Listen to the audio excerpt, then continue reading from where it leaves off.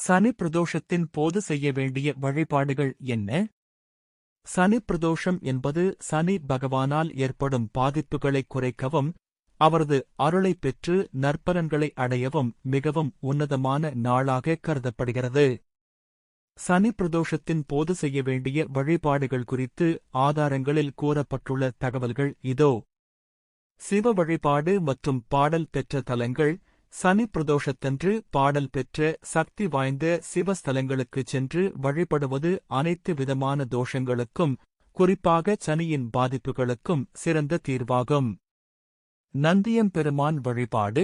பிரதோஷ காலத்தில் சிவபெருமானின் வாகனமான நந்தியம்பெருமானுக்கு நடைபெறும் அபிஷேக ஆராதனைகளில் கலந்து கொண்டு வழிபடுவது தர்ம வினைகளை நீக்கும். நந்தியம்பெருமானின் கொம்புகளுக்கு இடையில் சிவபெருமானை தரிசிப்பது விசேஷமானது. சிவபதிகங்கள் மற்றும் பாடல்கள். வறுமை நீங்கி நிரந்தர செல்வம் பெற சிவபதிகங்களை ஓதுவது அல்லது கேட்பது அதிக பலன் தரும். என்னப்பன் அல்லவா என் தாயும் அல்லவா போன்ற உருக்கமான சிவன் பாடல்களைப் பாடி இறைவனை வழிபடுவது மன அமைதியையும் செல்வ வளத்தையும் தரும். அபிஷேகம் மற்றும் தீப வழிபாடு.